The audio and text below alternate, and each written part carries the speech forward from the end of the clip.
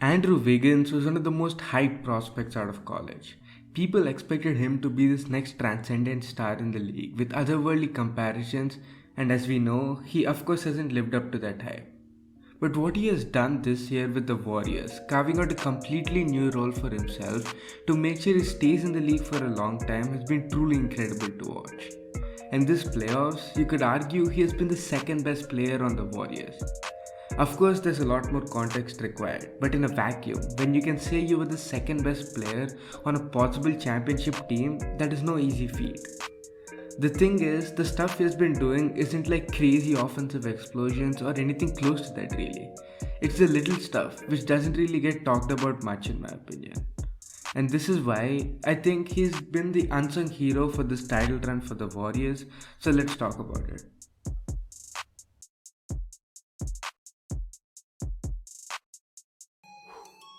They be like, what? Can you teach me how to dirty? You know why? Cause all the bitches love it. All I need is a beat that's super bumpin'. And for you to back it up and dump it. Leave a like on this video and subscribe if you haven't already. I drop regular NBA content, and with the NBA playoffs going on, this should interest you. So do subscribe to the channel and make sure you stay till the end so you don't miss on anything. Andrew Wiggins this playoffs has been incredible. He's averaging 15.9 points, 6.9 rebounds and 1.7 assists per game, which on the surface looks worse than his regular season stats, but that couldn't be much further from the truth.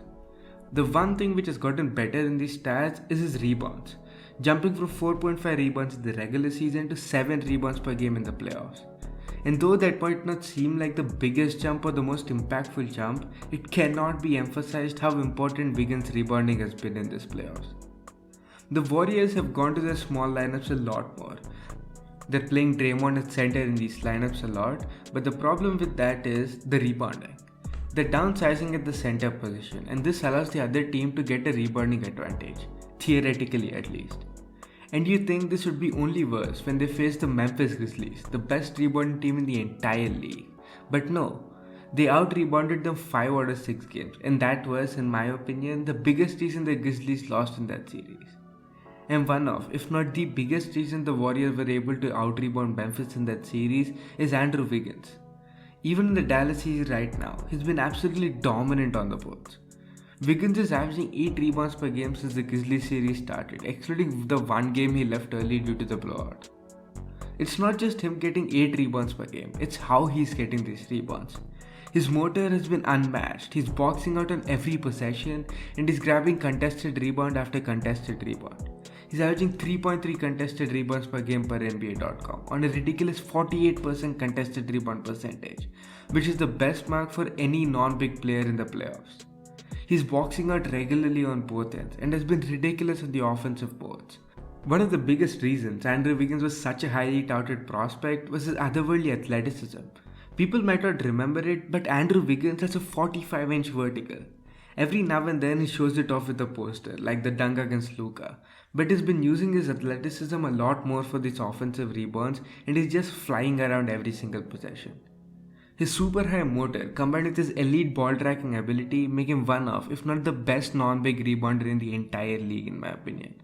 There are players who average more rebounds than him, but when Wiggins is asked to rebound in these small lineups, there aren't any non-big players who are better rebounders than him in my opinion. Rebounding isn't cool, so people won't talk about it as much, and his defense is another thing which falls under this category too. Luka is going to be Luka and Ja Morant is going to be Ja Morant, and all you can do is limit them because the level they play at, they're almost impossible to lock down. But Wiggins has done as good of a job as possible on them. His length, motor and wingspan have been incredible against them. He's done a great job at forcing Luka into unfavorable positions and angles, forcing tough shots and turnovers pretty regularly. Him carrying such a high defensive load and being a good offensive player is super impressive too. When Steph Curry is on your team, the defense is going to bend a lot because that's what Steph Curry does. Having guys who can attack advantages like these is super important next to Steph, and Wiggins has been incredible at that. One of the best examples of this is his poster on Luka last game.